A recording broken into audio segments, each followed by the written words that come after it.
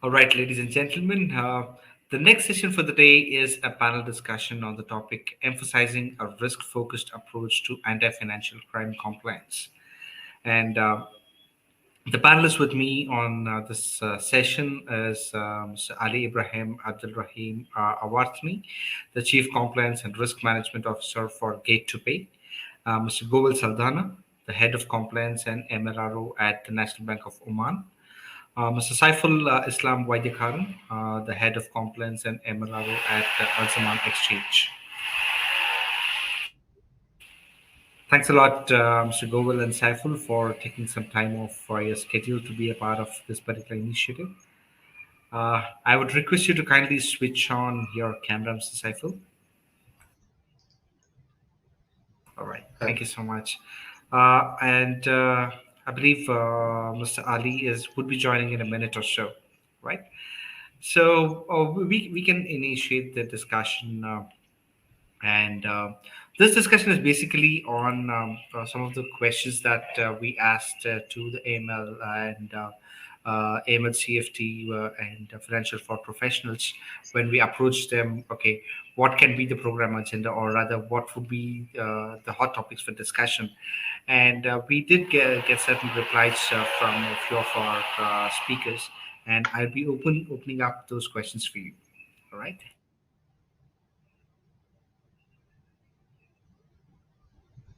Okay. Before we actually do that, Mr. Govil and Saiful, I would request you guys to introduce yourself as to what is, or how are you associated with AML and financial fraud compliance, and what would be the organizations that you would be representing. Yes, thank you, Mr. Anil, for the brief introduction.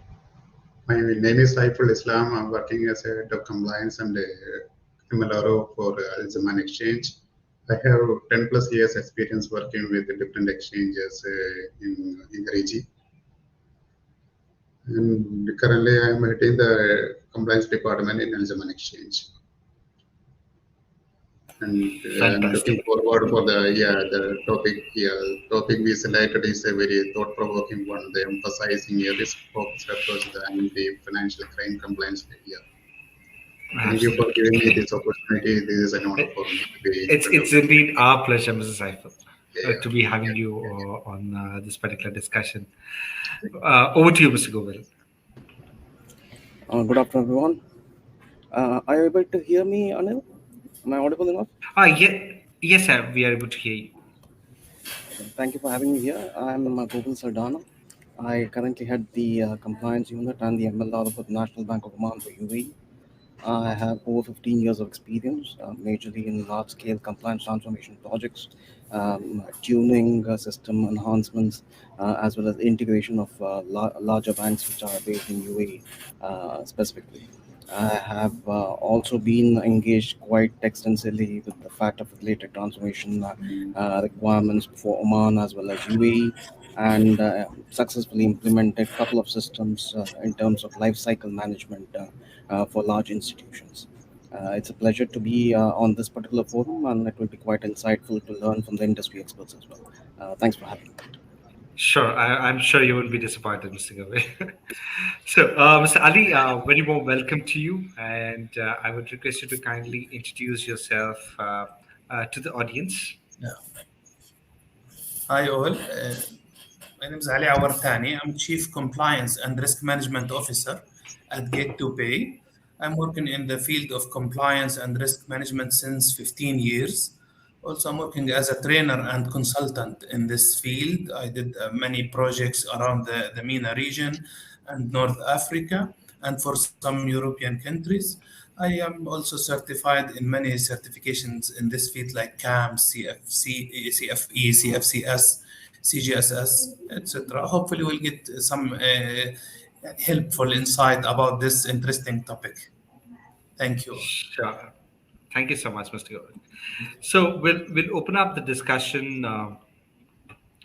with the first point, emphasizing a risk-based, risk-focused approach to anti-financial crime compliance.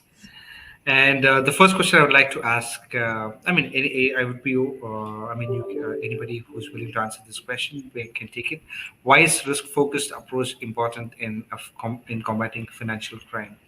And what are the key benefits adopting a risk-focused approach to compliance? If you allow me to start for this point, Yes, Yeah. please. actually, for the risk-based approach, it's very important for financial institutions in the current era with a huge number of data and types of data and a huge number of clients, transactions, and for the go with the scalable business, it's very important to apply the risk-based approach, which mainly focuses on identify the main areas or prioritize the risky areas for the business, including the clients and the geographic areas that we are dealing with, the products and services. So it's become a mandatory requirement in order to be able to sustain our business and focus on the main areas or to prioritize it. So it's the most appropriate approach to follow. It is the most flexible approach and proportionate to the institution, and it is neat. So it's mainly we are tailoring our controls according to our Mhm. risks. So this is the main benefit or the main gain that we can, as an institution, benefit from the risk-based approach. Fantastic. Over to you, Mr. Govind. How Thank you, would Ali, you for view that this? insight. Yeah.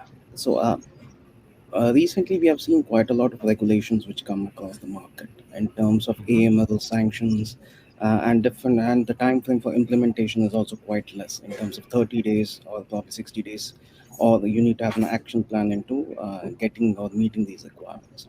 So, based on that, it becomes more crucial for the bank rather than putting all their resources, let it be on one particular area. You need to have Mhm. a approach wherein you concentrate your full-time employees on certain specific targeted approach. There are real estate related sector regulations. There's virtual assets which are coming across. There is Mhm. DNFBBs which are in the market. The national risk assessment, the fact of approach which comes across the industry. So, as institutions, it is not ideal that it's not one size fits all. The larger institutions approach doesn't apply to the smaller one, and vice versa as well. So, based on the cabinet decisions as well as the CPUA circulars, it is ideal that you need to have a targeted approach wherein you concentrate on very high risk areas which are there applying to the bank, for which you need to assess and review on an ongoing basis. Just to add a Sure. point on that, we have something which most institutions get into as enterprise-wide risk assessment (EWRA), or which is also another aspect which is called as financial crime risk assessment, where the inherent risk of the institution is gauged from the regulations which come in. There's a risk appetite which gets defined, based on which the different parameters, the governance, the training, and other related aspects are assessed within the institution, which are cross compared through the general controls or the mechanism, policy procedures which are there to ring fence these risks and to assess where the residual risk of the institution lies. And that residual risk is something which need to be at a tolerance level which the institution can look at specifically, and that is tabled at the senior management level. Over to you, Anil. Over to you, Mr. Saiful. Yeah, see, so the risk-based approach is the key to our AML safety compliance program. Actually, we are having the guidelines from the regulators regarding how to go forward, how do we the risk assessment, how come we can do the risk assessment. So what are the categories we need to assess? What are the categories of risk? Actually, from my perspective, we are categorizing the customer based on the risk, the product, which are the product we are dealing with, and the interface, and the countries dealing with. So we are posing risk from the customer, from the product, from the channel, and from the countries. So this is how to deal with. There is a proper guidelines from the regulators, and we are doing accordingly. So the risk management is the key to our MSFT compliance program. Fantastic. Yeah. So, in fact, okay, how do institutions effectively Now, see, assess we their risk? are representing the exchange also, so we are having a lot of customers, especially Hmm. majority of the customers are from the expat workers, and Okay. very few the non-resident customers. See, after the post World Cup, the government is welcoming more visitors to the region. So we are Hmm. posing any risk from the non-resident customers. So what we did is we tightened the screening procedures. Hmm. So and we are using the machine learning, the AI techniques, so that we are able to manage the number of false positive. That was the main challenge what we were facing in MSFT compliance. We were dealing with a lot of Hmm. false positive that we were able to manage successfully with thanks to the technology. Great. So that brings me to another question. Yeah. How does your organization effectively assess the See, risk how profile we of your customers? effectively assess means we are determining what are the inherent risks the organization is facing. And once we understood what are the risks inherent in our business, then we apply the control measures. Then we will balance the residual risk. So the inherent risk and apply the control measures, then we will get the residual risk. So we will be managing the residual risk. Yeah, that's all. Anil, we can't hear you. You're on mute. Anil, you are on mute. My my bad. I'm sorry. So, Mr. Ali, if you could kindly share your thoughts on how could institutions effectively assess their risk profile and the consumer risk, Yeah. or in other words, what factors should be considered in determining the risk profile of an institution? If you could kindly share your thoughts on that. Yeah. To build an effective assessment of the risk profile in an institution level, this requires considering many factors, such as what mentioned by our colleagues here: the geographic location of the client, the business activities, our customer base. We need to understand also our customer base, our existing internal control, as it's very important to consider it within the scope of the effective risk assessment. So, if we understand these factors in a good way, this will help us to build an effective risk based approach. Also, there is a very important point, which is the customer profiling. Because building a good customer profiling will help the institution in evaluating the risks in a better way. So we'll be able to understand the risk associated with our customer base, and this also go with another risk areas, so we'll be able also to manage our reputational risk, our jurisdictional risk, our like transactional patterns and source of funds. All these things can be managed in a good way if we build a comprehensive risk-based approach taking into consideration all these factors. Then we will go with another step for the high risk customers, areas, etc. We can apply and enhance the due diligence procedures, or like a tailored or flexible due diligence procedures that are fully designed based on those identified risks. Great. Thank you so much, Mr. Ali. So, Mr. Govil, would you like to share your thoughts as well on this? Just to add to what Mr. Ali has said, what is an institution, based on my previous consultancy experience as well as from the FATF standpoint and the regulatory requirement, we set up at a standard governance level risk appetite statement, which defines where, as a bank or an institution, we want our risk tolerance to be. It could be dealing with prohibited countries, restricted countries specifically, or certain transactions which are not in line with our profile, where we have very limited appetite. It could be certain sectors, which could be your casinos, gambling related businesses. There would be a charity, which are regulated, non-regulated, specifically. The multiple facets to it, where our operations are managed, how it goes on. So based on this appetite statement, you come to the next level, which is the policy procedures or the governance framework, which are built around these risk tolerance level about what the financial institution need to do. Post that, there is something called, as I said earlier, which we have as a financial crime risk assessment methodology or the enterprise-wide risk assessment, which is done across the board with multiple institutions. This will have an inherent risk assessment. The inherent risk assessment is basically majorly on 5 to 6 components at a high level, which include your governance, the customer type, which Mr. Ali had mentioned. There is your channel risk, which is there. There's a transactional level, which comes specifically. There is also regulatory fines, which are involved with that particular assessment unit within an institution. So once you gauge and understand, it's a list of questionnaire probably, which goes to the business and they populate what is the amount of transactions, the value of transactions, and how best their business is getting suited for these kind of inherent risks. There's also general controls which comes post back to that, which is basically aspects on governance, customer due diligence, your training which needs to be done on these particular areas, the quality assurance which comes, if there are fines, what are the remedial actions, the corresponding banking related management aspect, the issues management.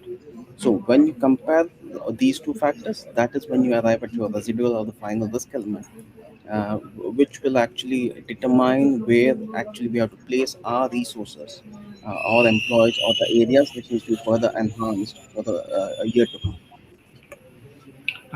In fact, you did answer my next question as well, as in what are the key constituents or key constraints that we have for designing and maintaining an effective risk assessment, right? So, okay, once you have a risk assessment in place, how would institutions maintain flexibility in the risk assessment strategies or methodologies?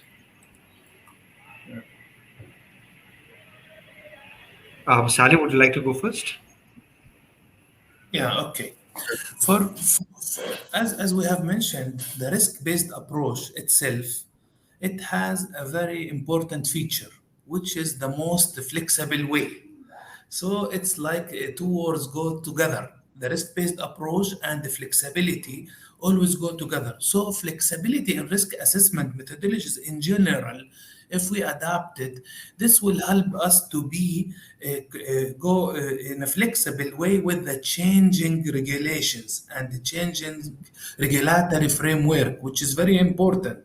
Also, we'll be able to adjust our risk assessment criteria, methodology, and models based on the new information, based on the new trends, new risks, new circumstances. So these are very important things that we have to consider and take into consideration, because it's currently for the new technologies. Every day we are facing new challenges, new risks, new payment, for example, methodologies, new technologies like what our colleagues in the previous sessions they have talked about the AI. As it has a benefits, it has a risks, so we have to consider it. When we apply a flexible methodology, this will help us to adapt easily and quickly and in an effective and efficient way. So there is a clarity in the risk assessment process that will ensure that our methodology and the criteria is transparent, well defined, and consistently applied across the whole institution, which is actually one of the challenges that we see when we work with some institutions, that it's the process is inconsistent with all departments and or business areas or line of business. Yes. And process Great. and the clear documentation will help us to have clear documentation, clear policies, procedures, etc. Yeah. Great. Mr. Saiful, would you like to add a few pointers to Yeah, let that? me add it early time. Okay, see, the flexibility and clarity in risk assessment and independent testing is one of the key factor for the successful implementation of the risk-based approach.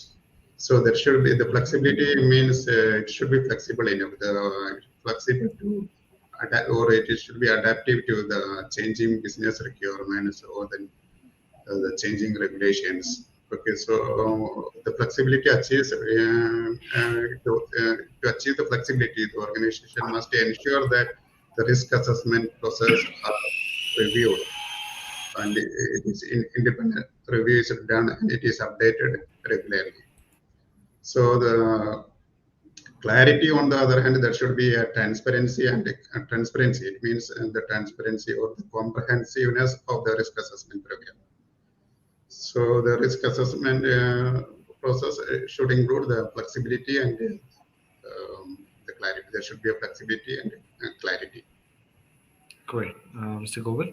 So once you increase the flexibility of risk assessment approach or risk assessment or any strategy for that matter, there can be this inherent risk of, or rather, the compromise of a certain amount of data, or it could be a certain aspect of it. So how do we actually validate this flexibility, just to make sure that everything is in place? So, Anil, just to add to that, as I mentioned earlier, the risk appetite is most important for the organization, right? As an Right. institution, if we say I don't want to deal with a sanctioned country, and tomorrow there are regulations which come across saying that you can still process transactions for institutions which are incorporated in the sanctioned country in probably local currency and not in foreign currency. It again depends on your institution. Where do you want to put a control? Whether you have the appetite to deal with them, irrespective of the currency involved. So there's a thin line between what the regulation says and what, as an institution, you need to define your particular path in terms of getting it done. I've seen payments also in certain scenarios wherein we have certain reservations. Now, if you see UAE for that market, we have Israel where we have transactions which are allowed specifically. But if you take GCC in general, there are boycott regulations which are there. This is the reason wherein your internal policy which comes into the picture, where the correspondent related risk needs to be managed of. So the flexibility around it is to understand to what extent you can tune your existing infrastructure or your policy procedure, beyond which you cannot do. Then there comes an internal policy which will drive your risk appetite for the organization. So that needs to be the bottom line, the first thing which needs to be derived at the top level, which needs to be endorsed by the level of your board, your senior management, with the tone at the top, and then it needs to come ground wise for the compliance and the other lines to implement it off. That is one of the key factors which I consider.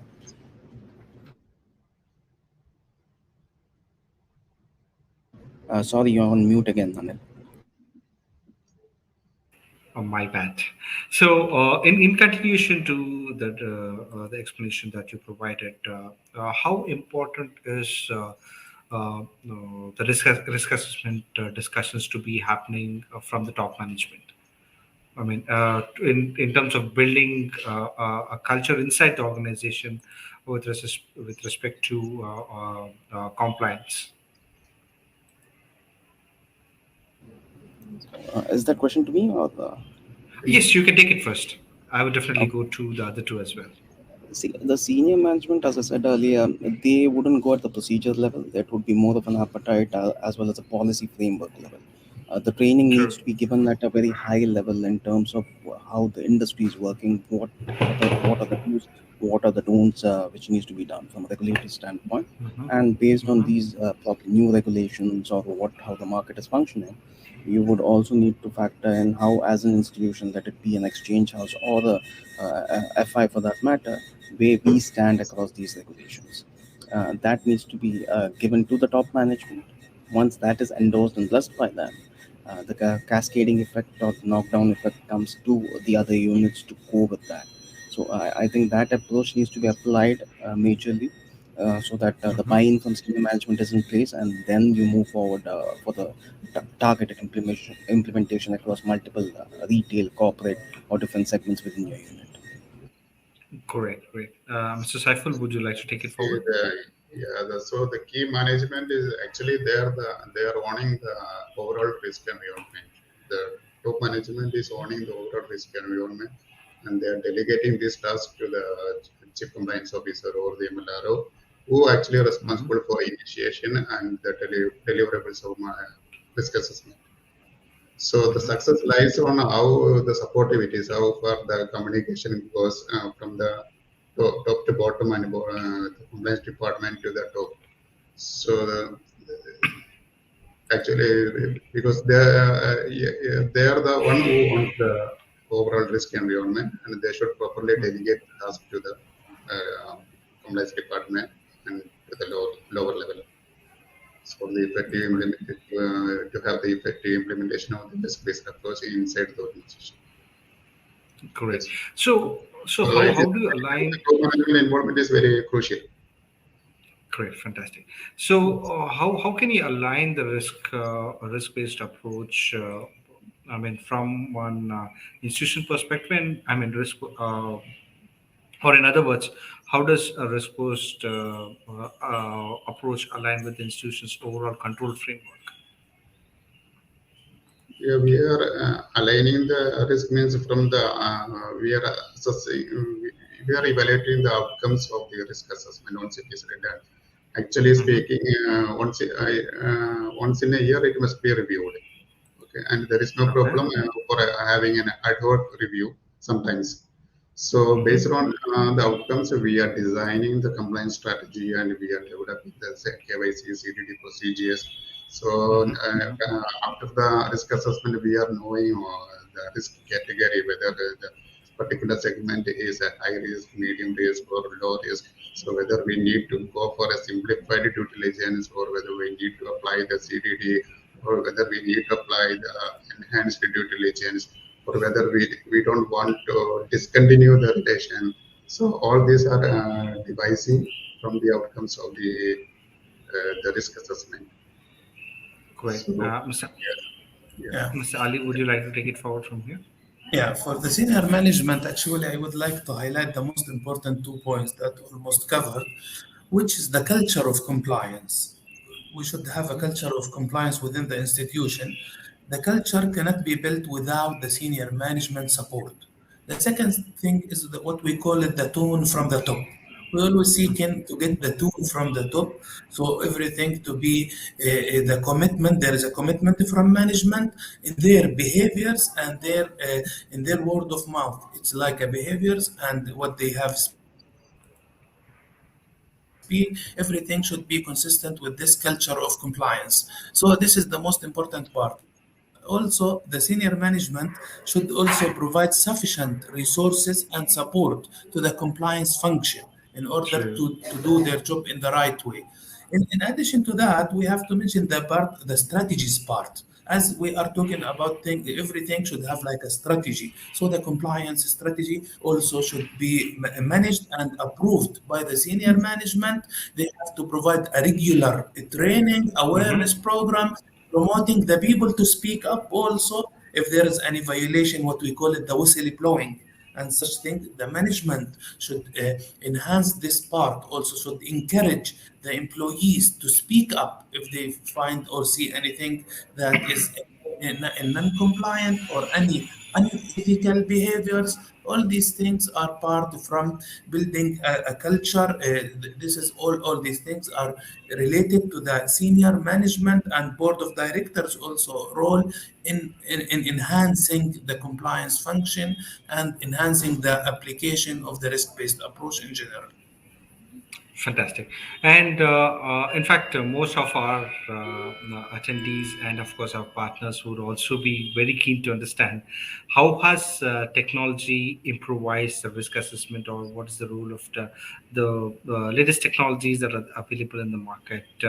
How can it actually go hand in hand with the risk assessment? Can I start? Yes, please. As we are talking about something related to the bank, financial institutions, a large number of clients, transactions, and multi-geographic locations, multi-products and services, this effort to in order to be able, a good or excellent tool in help us to manage those risks which related to all these areas. This cannot be done without a solid technology and good technological tools. Otherwise, if we are going to manage the risk manually, this will not be efficient. the whole idea of the risk-based approach will not work in a proper way. So it's very important to have a good technology like many systems that help us to classify the customer risk, to update the geographic areas risk, to update the product and services. And we are currently see a lot of technologies that are AI and machine learning based. So it also not to provide only an automatic tools or an automated way to do your tasks. No, it's go further with artificial intelligence that helps you to take some decisions to enhance the process, which this is the best way. So the technology it's very crucial part if we want to apply a risk-based approach. Without technology, there is no efficient and effective risk-based approach actually. True. Mr. Govil, would you like to share your thoughts on this as well?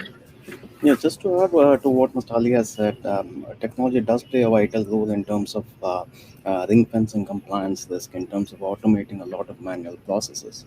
But it is both a double-edged sword, which I look at it as.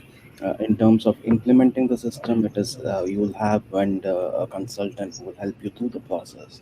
But something which the regulator does look at is the recalibration or the reassessment of the model on every 12 months to 18 months time frame, where probably Mm-hmm. most of the institutions don't have probably a year-on-year budget to have new consultant to validate. It needs to be done in-house specifically. So that know-how, that intelligence in terms of processing, tuning, or recalibrating the system becomes majorly a challenge for most of the institutions where there's no local resource to get it done. First time implementation, when you get a vendor assessment for that matter for any AI technology, the synergies need to be looked specifically, wherein the post facto implementation, the training, the hand holding, how quickly these things can be done in terms of an SLA, TAT, these need to be factored in, and how complex is the system. So it's not about just getting the AI into the financial institution or an exchange house. It's how flexible that system is in terms of tuning. What is the time required to enhance or upgrade? If that is not thought through in the initial phase, you might have the best sophisticated system over there, but to get things done on an ongoing basis, it becomes quite a bottleneck. Great. In fact, I would like to add one point over here. In fact, when I was discussing this with some of the major professionals, one of the key points that they stressed on was evaluation of the vendor, or rather the solution providing company, which works in tandem with the organizations, as you rightly mentioned, establishing an SLA that works for both the parties and all this thing. So I'd like to understand, in your line of work, if you can discuss this, of course, in public arena, how difficult or how easy has it been in terms of vendor selection, or assessing the kind of services that solution providing companies would provide? So, just to add on that particular side, usually institutions do have a standard questionnaire in terms of how the system needs to be shortlisted in terms of technology, maybe the costing, related infrastructure, and other things. The Mhm. main aspect which needs to be looked at is what does the institution needs to cater to. Correct. If you see all major institutions, they go for AML solutions for one particular vendor, the sanction Hmm. solutions for another vendor. You won't be able to have synergies across the board. Hardly you'll find Right. an institution collaborating with one vendor for all their needs. If that happens, well and good. That provides a lot of benefit to the institution in terms of management. When you look at the vendor specifically, you need to factor in, as I said, the tuning capability, the revalidation, the forecasting aspect. For example, you have AML scenarios. You have Hmm. threshold tuning to be done to reduce the scenario evaluation for the next couple of months. What will that impact your bottom line? Are the LS going to increase? Is it going to decrease? Do we need to have additional headcounts? Or do we need to probably train people to manage it better? Will the count go less? You'll not have positive alerts coming in, or maybe there are false positive coming in. So these Hmm. particular aspects need to have a forecasting mechanism to see if we are actually meeting whatever transactions are going in, the right alerts are getting generated. that assurance need to be looked at. So it's not just a vendor selection criteria; it needs to be thought through from each angle, from a regulatory Correct. space and understanding to move forward. Great. Fantastic. So, Mr. Saiful, if you could kindly share your thoughts, Yeah, and we see, can as probably part wind of up the the vendor, discussion. yeah, as part of the vendor evaluation, what we do is we will see who are their clients are, okay, and how safe it is go with them, and what are the technology they are using. So Hmm. that is the only things what we do. Okay, we have very limited application as far as the exchange house is concerned. So when we go for any technology for the vendor evaluation, we do the vendor evaluation. First, we will check who are the major clients they are dealing with. So Right. we check the credibility of the vendor that way. Yes. Fantastic.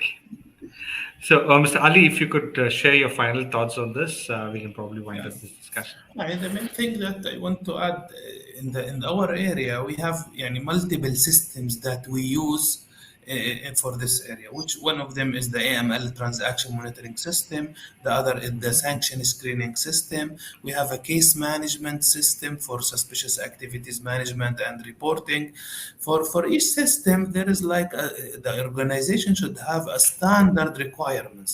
We should be able to know what we need, what we are looking Correct. for. For example, we need a solution to provide us the flexibility to tune or to manage the threshold. It should have a maker checker modules. It should have a Hmm. logging everything. The system should give us the possibility, for example, if we are talking about sanction screening, to add blacklist, to add whitelist. If Hmm. so, the first important part in assessing the vendors and the system that we will use is to know what we need, what we are looking for, what is our goals or are our goals. So this is the first thing. The second thing, we can go with the vendors. Usually we are asking for references. So we ask the Hmm. vendor about the existing references, the success stories that they have, and if they can allow us to contact any of those references to check if their services, the SLAs, their commitment. And the most important part in the technology now is the support, the maintenance, after sales support actually. Hmm. Why? Because as the risk is changing and dynamic, sometimes the system should be enhanced and updated to cover these changes and requirements. Regulators now are very tough. They become very tough in our region, especially because for some cases and some like FATF, as you know, some Arab countries now on the FATF grey list. So they need us to solve or to remediate all the things in a fast way. So if some points are related to our vendor and the vendor is not able to support us or to do the required changes, then we will be in a trouble. So the vendor should be, it's one of the most important part is the after sales, the maintenance side, the support side. So we usually take all these things into consideration when we select a vendor. Okay. So one last question. I'll leave it for the three of you to answer as to how can institutions ensure effective coordination between risk management and control functions. This is a very important part. To have like a comprehensive risk management or consolidated risk management approach. So it's very important to be like the financial crimes risk management to be consistent, to Hmm. be the same risk appetite of the organization, one tone within the whole risk areas. So it's very important to be the risk focused approach in the financial crimes to be integrated in the institution overall control environment. So we are part as a financial crime specialist, part from the control environment. We should speak the same language. We and the risk managers and the internal auditors, because we most probably do the three functions that do the constitution of the control environment. So the risk assessment process should help the control environment and the organization to identify the gaps in the control environment. We help them to enhance the control, to implement more targeted controls, which help the organization in more efficient way in managing the risks. So one of the most important part also, we should work in a collaborative way with True. the auditors and the risk managers. We are not competing each other. There is no overlap. We have to collaborate to work together in order to help the institution to build the whole effective risk environment. So the risk assessment to provide valuable insight, design, implementation for the control activities. Also the other departments in the control testing phase, which is the most important part in the control settings, the testing here, to ensure that the control is up and running and is working. I think Anil is logged off for some technical issues. And if from my part, this is what I can add. My colleagues, if you want to add anything, go ahead. Okay, sir. I manage Fantastic. it. Thank you. So, Mr. Govil, your final thoughts on this, please. Yeah, so I think it's quite well said by Mr. Ali. Just to add to that, um, institutions usually need to define roles and responsibilities across the first, second, and third line of defense. Now, the major mindset which I've seen across is compliance approves once or the risk assessment is done, then it's set and done. The first line will consider that, okay, it's been approved by compliance. There's no need to look at the relationship 2 years down the line, 3 years down the line, or 1 month down the line. Based on the changing landscape which takes place across the board, the function needs to be a more dynamic approach. Let it be at the time when you get the customer on your books till the ongoing monitoring. It could happen the very next day he is blacklisted, or it might happen probably 5 years down the line, but no, may not happen as at all. So the risk assessment process needs to be that flexible and dynamic, wherein any changes which takes place are cascaded down further to your units, your businesses, as well as the front line, and subsequently you have senior management updates which goes on that particular regard. So proper controls fit for purpose, let it be from a technology space or let it be a governance space, are added up. So that is what I have to say. Over to you, Saiful. Fantastic. Mr. Saiful, your final thoughts on Yeah, this? yeah, I'm just adding to Mr. Ali and Govil. What we need is a more collaborative approach between the compliance and operation. So compliance and operation has to go hand in hand. As far as the control aspect is concerned, there should not be mixed. Okay, but as far as the control aspect is concerned, we want a more collaborative approach for the successful implementation of the risk-based approach. That's all. Fantastic. All right, gentlemen, we right now come to the end of this discussion. I'm definitely sure that our attending delegates would have a lot of takeaways from this discussion, and I thank all of you for taking some time off your busy schedule to be a part of this particular initiative. And I would definitely, as of now, I do not have any questions. But as and when we get to the end of day one, there are there is possibility that we could receive some questions. I will personally connect with you, and of course share those questions, and you can answer it from your based on your expertise. Sure, Anil. Right? You're welcome Sure. anytime. Thank you so Thank you. much, Thank you, Mr. Anil. Thank Ali, you. Mr. Govil, and Mr. Saiful. Have a nice day. You too. Thank you. Thank you.